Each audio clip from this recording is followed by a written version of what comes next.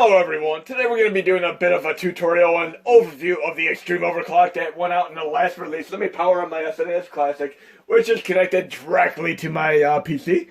And I have to tell you from the get-go, not all units are going to be compatible with Xtreme Overclock due to the vast differentials and variances in the chip production process as far as quality assurance and pass testing. They were only concerned with getting into at least 1.2 gigahertz. They didn't need to test past that point, even though the system, for the most part, can handle past that point for most chips. So some of you are going to have crashes and reboots. Those of you who have that either have inadequate hardware configuration and setup and or a bad chip which does not fully support overclock. But we're going to go over this right now. I have SSH activated right here because I powered on my system and it has a direct connection. So now I'm going to go to modules, uninstall extra modules, and I have the master BIOS module installed, my WHD load so I can play Amiga, cheats for MAME 2003 Xtreme and NES. Then I have these cores like DOSBox SVN, Final Burn Neo, Flycast Xtreme, and a few arcade cores. And then we have RetroArch Xtreme, which is only going to be one install for the next release, and then Xtreme Overclock, which we're going to go over the README right now. Warnings and Xtreme Overclock usage. Use Xtreme Overclock at your own risk. We are not responsible for any physical damage, although quite unlikely that may occur from misuse of this HMOD. You've been warned. And I would definitely recommend using it with RetroArch Xtreme because it is more optimal the way that bslenul, myself, and madmonkey set it up. It will not work for all mini Mega Drive SNES Classic units due to chip megahertz quality assurance pass test variances in the manufacturing process. Again, just like the Nintendo Silv quality being on crap-tacular games like Dr. Jekyll and Mr. Hyde and so on, we all know that doesn't mean a damn thing.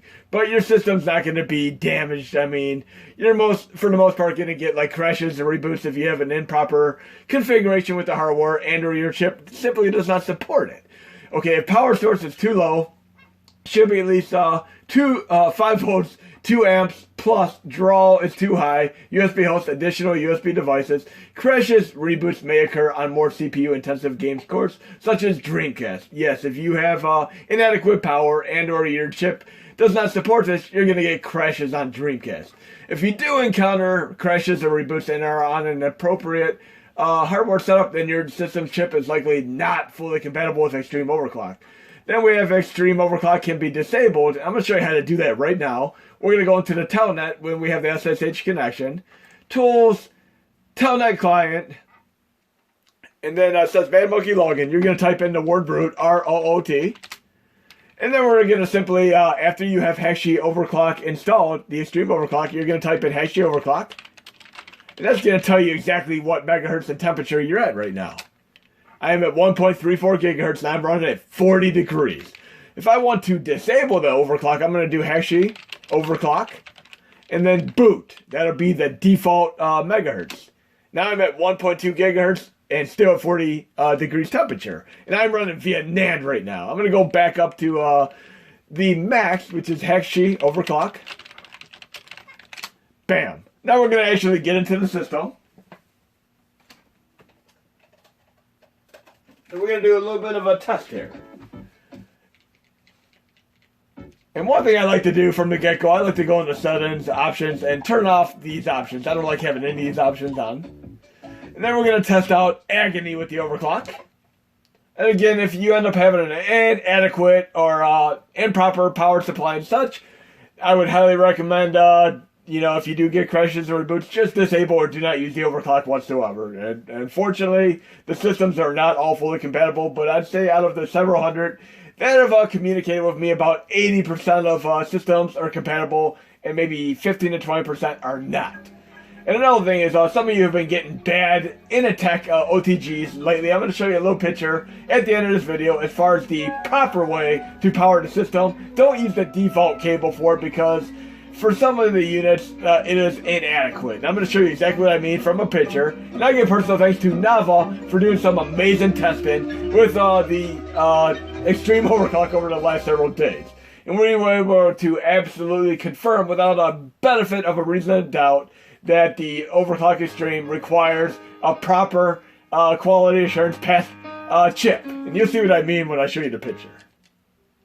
Again, I'm running Overclock on Agony right now. And I still have my telnet open, so I can go back to default right now.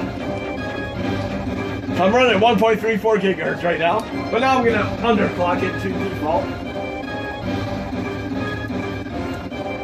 And it slowed down and got choppy immediately. But I can go right back to the overclock max. Now it's nice and smooth again. Okay, awesome game. And I do have the Amiga core updated. It's running so much better, yet again. And there's another thing that is incredibly awesome. Again, we're going to exit this game right now. And I'm going to show you a few more things. We're going to try a Dreamcast game to make sure I don't crash. And I am on NAND right now. I'm not on USB host yet. But I'm going to do a NAND test as well.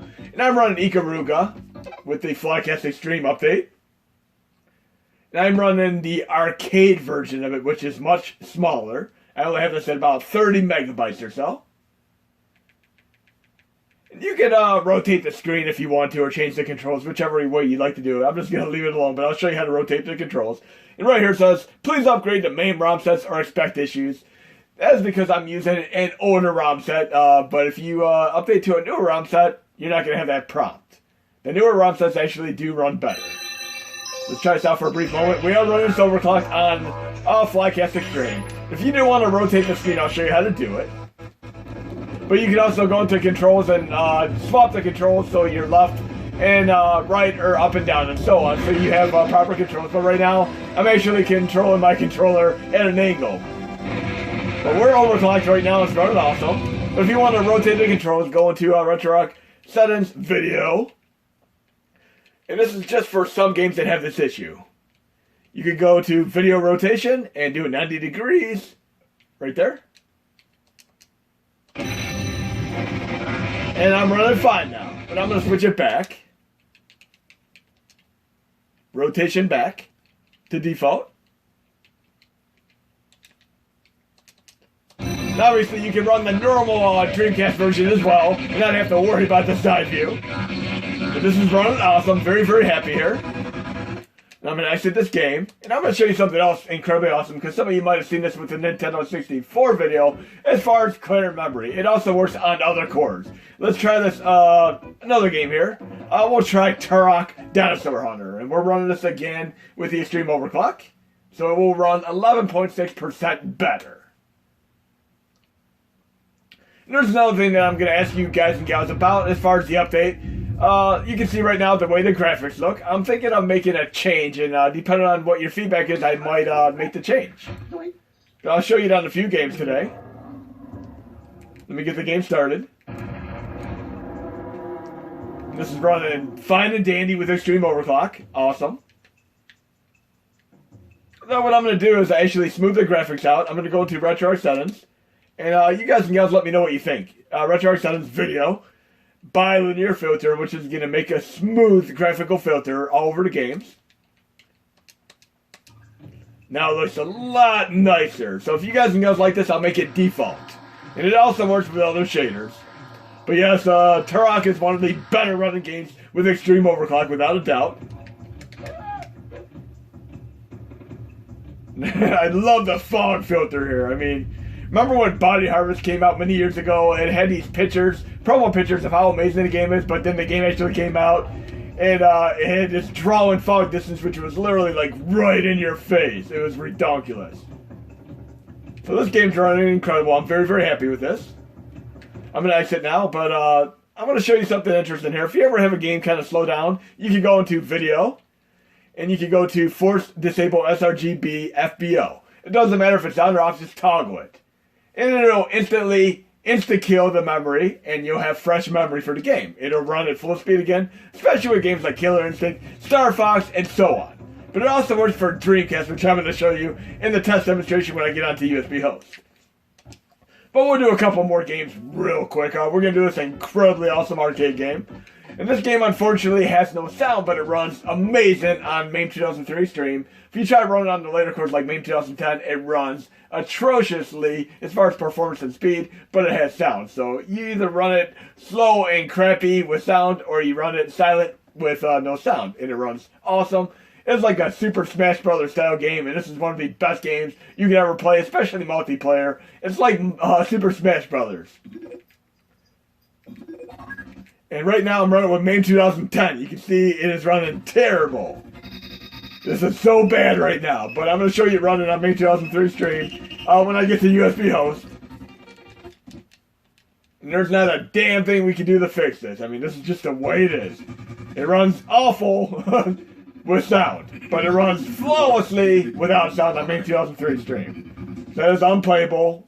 Now we're going to shut down the system, and we're going to boot up to USB host. Then I'm going to show you my picture of how I run USB host and how I power it. So I'm going to actually switch the cable right now to my USB host cable. Give me a quick second here.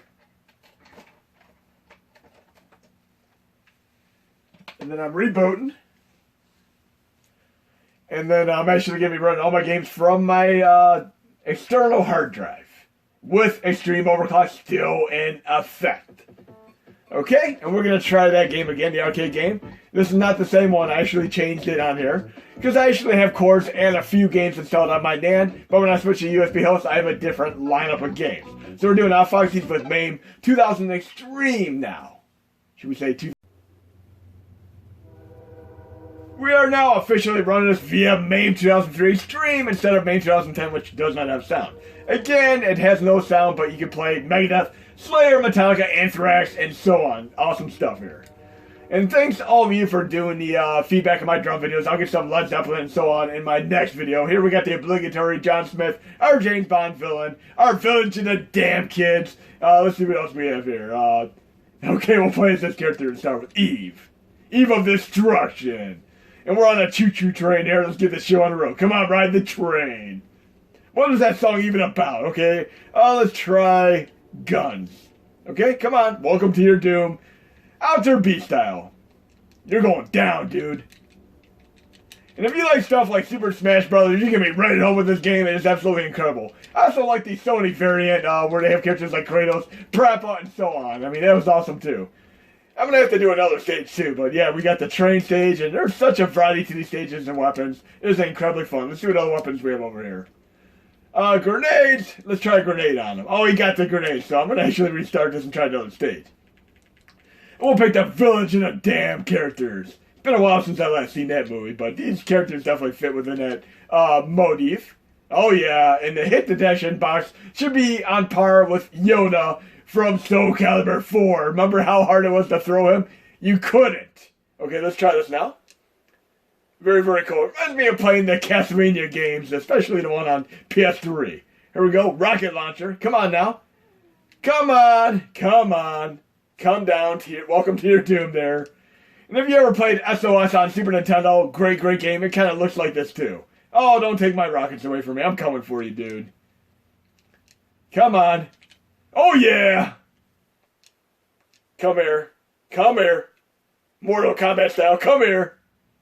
Come on. What are you waiting for? Welcome to your doom here. Come on, AI. Oh, yeah. Okay, we got a gun here. Let's try taking him out with our gun. I'm waiting. Oh, look, they can actually get to this little area here where some of the other characters can't. That is awesome. Ah, electrocution. Okay, let's take him down. Oh, I need a gun. Jeez. Picking up the gun here. You can push down to pick up your weapons. Here, I got grenades. Oh, no. Come on, walk right into the grenades. Oh, what is that crazy stuff? That is awesome. Cartoon style. Okay, let's take him down here. Let's see what other weapon we can get real quick. Oh, he got the grenades now. I need another weapon. Let's see what's over here. We got a gun. Let's finish him. Okay, we're on another level. Hot soup. I'm going to throw hot soup at him. Oh, yeah, burn his face. This is so funny. You can actually hear the controller because I have no sound. But yes, this reminds me of SOS and the Castlevania games, and loving the level design here. We're going to try another game now, but definitely check out Foxy's on MAME 2003 Xtreme.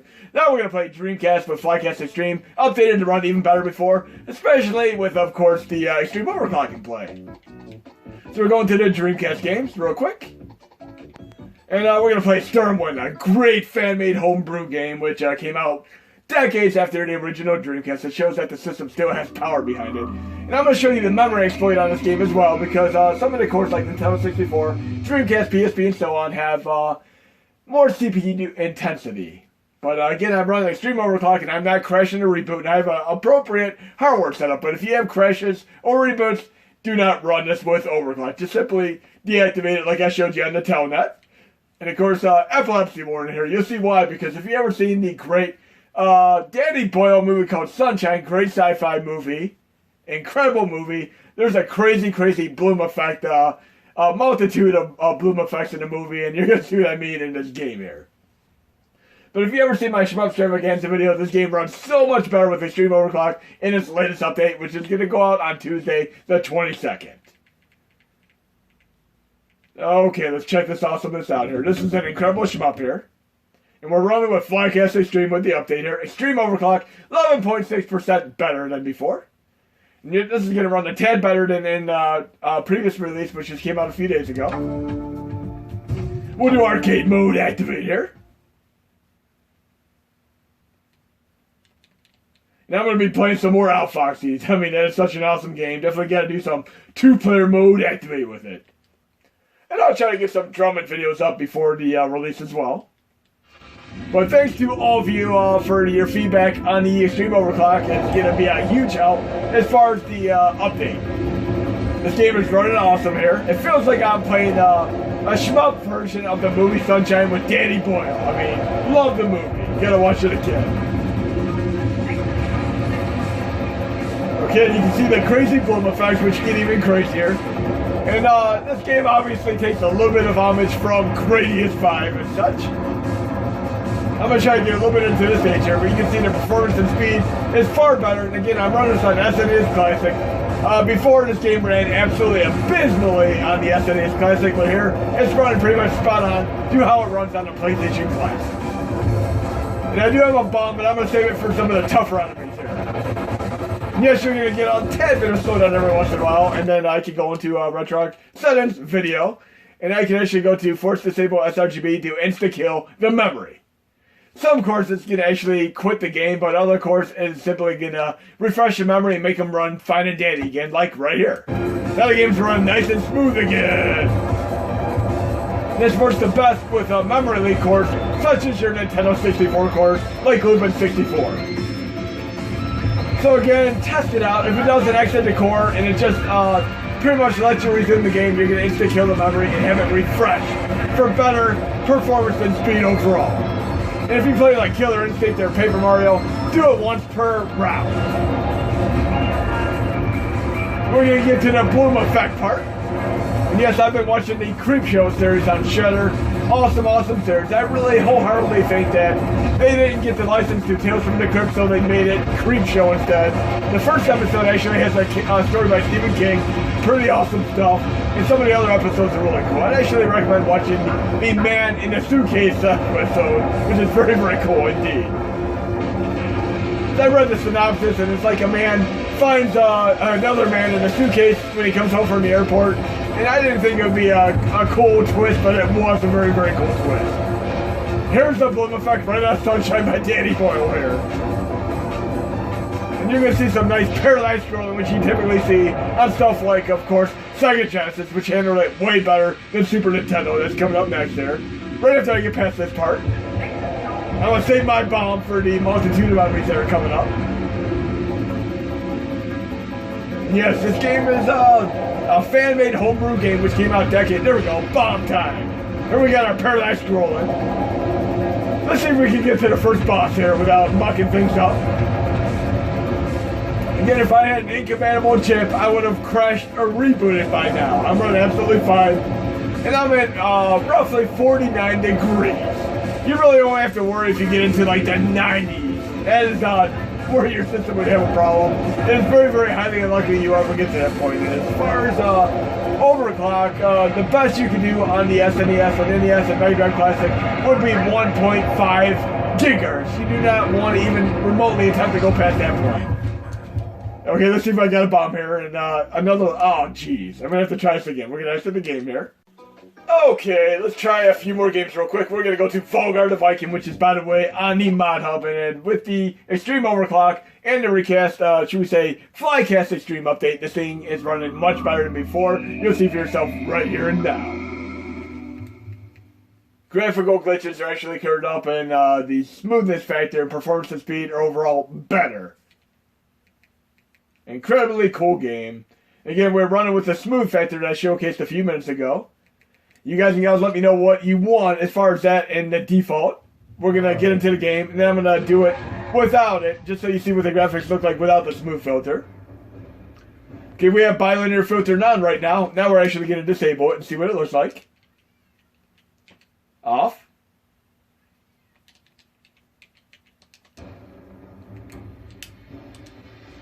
The graphics look a little bit more hideous now.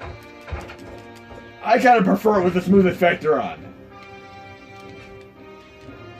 The game is running awesome. Let's put that smooth filter back on. Okay. So you guys and gals let me know if you'd rather have this on or off.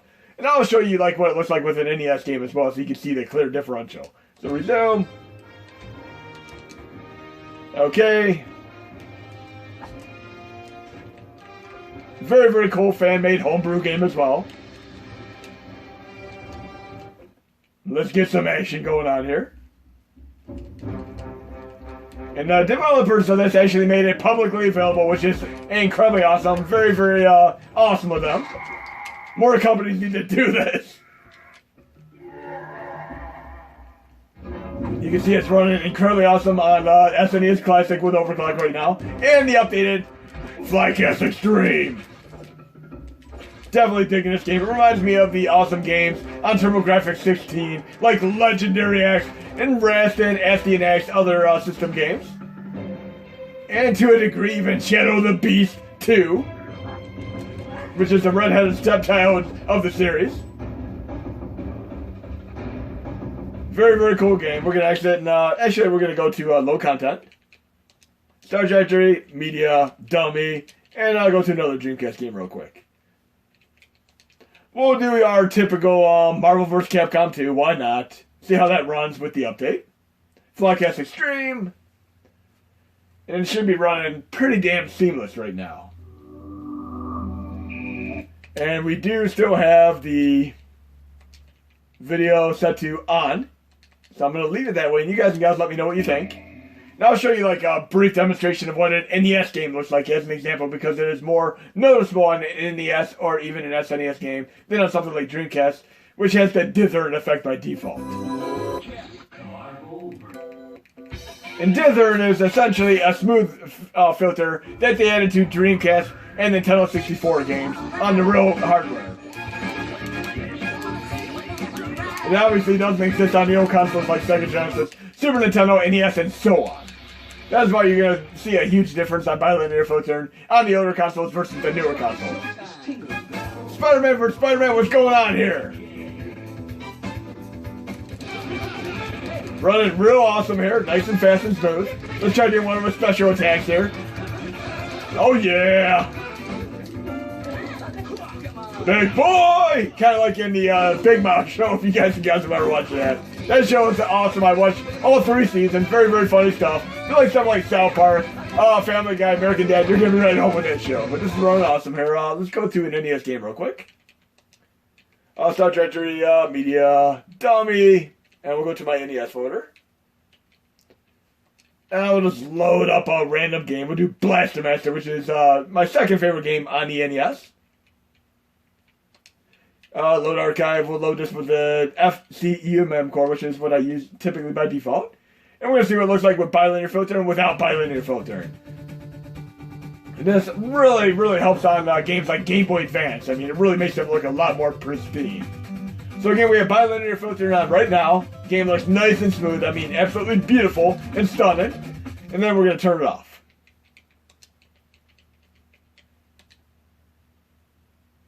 It's going to look incredibly pixelated now. So it looks a lot more pixelated now. So you guys and gals let me know what you think. And this is one of the few games that I can actually beat many years later and remember the game from beginning to end. I mean, I love this game. And it's funny how the best tutorial for this game is the manual that comes with it. It actually has the entire interlocking subsystem of all 8 stages with where the shortcuts are. I mean, right in the manual of all things. But yes, this and Mike Tyson's Punch-Out are by far my 2 favorite games, and you gotta definitely check this out. Let's try maybe one more game real quick. We're gonna try an overclocked Star Fox on an SNES 9X core as our final game here. We'll do this on SNES 9X 2010. It is overclocked. We'll have a little hint of a sound stutter, but the game's gonna run nice, smooth, and dandy. Not super fast like it did with the Canoe overclock with the boost effects. And we're gonna turn the bilinear filter on. You can see the pixelation right there. I'm gonna actually turn that bilinear filter back on. Okay? Now it's gonna look nice and smooth. Awesome. And you can still, in addition to the bilinear filter, apply other filters like 2x side and so on. Let's try this out. Venom. That's who I should have been fighting in the Spider-Man. Good luck. Good luck. See, it's running so much better with the Xtreme Overclock here. On SNES 9X 2010. Again, you have a little bit of sound stutter. That is just the way it is. You're going to have to contend with it. But it's running super fast right now. So you have a way of running this on SNES 9X 2010 as well as on Canoe with the Xtreme Overclock, in fact. There we go. Very happy here. And Stunt Race FX also runs great.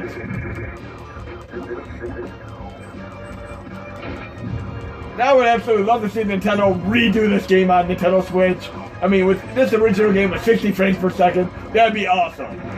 This is the only way to really run this game at 60 frames per second is on the bslenul core, which only runs well on PC or other Odroid 4 and so on. It's not going to ever run well on the mini classics, unfortunately. We don't have the CPU intensity to be able to handle it. And at that failure rate, we're going to switch back to the PC. I'm shutting down. And I'm going to deactivate the overclock. So once I'm shut down, I'm going to plug in the other cable real quick from the PC. And okay, we're officially connected back to the PC, and we're going to go over a last few minute things. First of all, we're going to let the system reconnect to SSH. And we're going to go to my latest release, which is coming out in a couple days. 1022 is when I'm going to be posting it. Extras, USB host, OTG, and this is the optimal OTG setups. I mean, you can see the default power cable that comes with it. I'm going to show you a different way of doing it, the way Nava and myself do it. We're going to zoom in here. Typically, the way you power it is via this right here, which is not the way to do it. That is not at all optimal whatsoever. The way I like to do it is the male to male USB 2.0 right here, right to the power source. That is so much better, more than adequate, and stability is out the roof. So check it out that way if you have a male to male USB 2.0 cable. Now we're going to go into SSH here. Tools, Telnet. And we're going to do hashy overclock after we log in with root again. And this is going to show what I'm at. 1.34 gigahertz. I'm at 46 degrees. That is not bad whatsoever. I really pretty much run that even without overclock. Now I'm going to disable overclock. Hashy overclock. Ooh. And then if I want to turn it back on again, I can do it in the future. So yes, you have control of turning it on and off by doing again hashy overclock to check where you're at. And I'm at 1.2 gigahertz. If I want to go to the max, which is 1.34 gigahertz, hashy overclock max. Now I'm at 1.34 gigahertz. If I want to go to the boot default configuration, hashy overclock, boot. There we go, like that. So I'm going to leave it at overclock max. And then I'm simply going to power down, and I'm done with the video. Hope you guys and gals have had a good day.